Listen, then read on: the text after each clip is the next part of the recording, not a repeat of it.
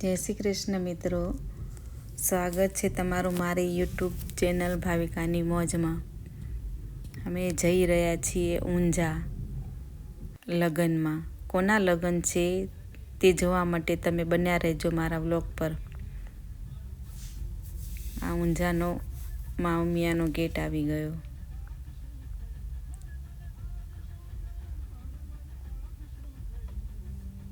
મિત્રો, તમને મારો આ વ્લોગ ગમતો હોય તો મારી ચેનલને લાઈક, શેર અને સબસ્ક્રાઈબ કરવાનું ના ભૂલશો.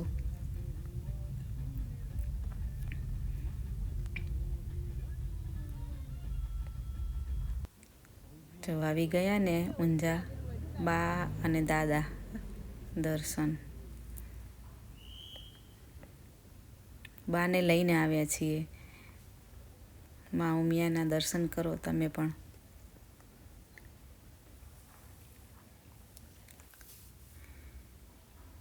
જો બા તો દોડતા દોડતા જાય છે. જો કોઈને હાથ પકડવો પડ્યો. જો પિયરિયાને મળવાની તો એટલી તાલાવેલી હોય, નાના હોય કે મોટા. કહેવાય છે ને કે પિયરનું કૂતરું મળે તો વાલું લાગે. રાહ જોવે છે હવે ઊભા રહીને. આ બધાને મળી લીધું. મારા મામાજી પક્ષવાળા છે. હવે તમને કહી દઉં, જયપુરથી આવ્યા છે.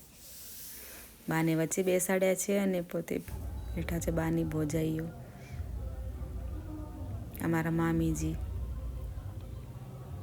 મારા મામાજી પક્ષવાળા આવ્યા હતા રાજસ્થાનથી, જયપુરથી, અને કન્યા પક્ષવાળા હતા બોમ્બેથી, પનવેલથી. ફૂલહાર માટે આવ્યા હતા. રાજુ ફૂલહારની વિધિ અંદર મહારાજે મંદિરની અંદર માનને સમક્ષ કરાવી અને નીચે આવીને પછી ફોટોશૂટ ચાલુ છે.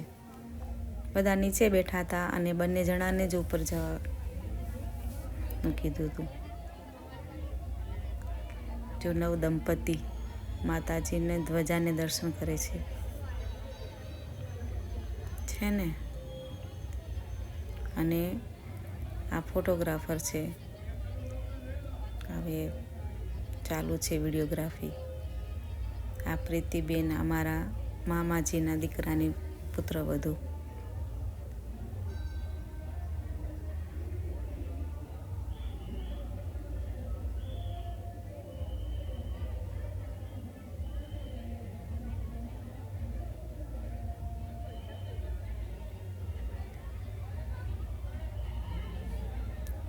અહીંયા નજીક થાય એટલે બાને આમંત્રણ આપ્યું હતું, પણ બધા ફૂલહાર હતા એટલે વધારે મહેમાનને નહોતા બોલાવ્યા.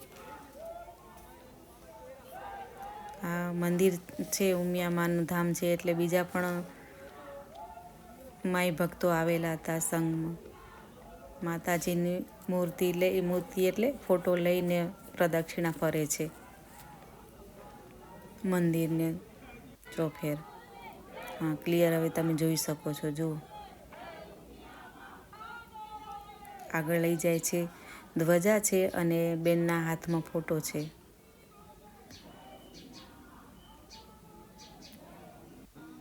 કયા ગામથી આવ્યા હતા નથી ખબર. અને અહીંયા પૂરો પરિવાર અમારા બાન દાદાને ઊભા રાખી અને ફોટોશૂટ ચાલુ છે.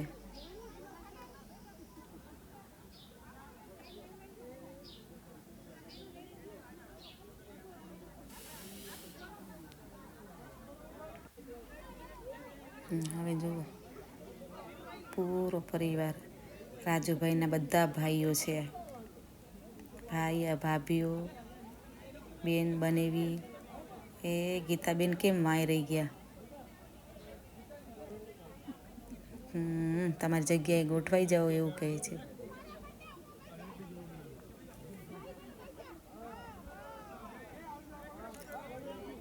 ત્યાંથી જાન લઈને આવ્યા હતા એ બધા ગ્રુપ ફોટો.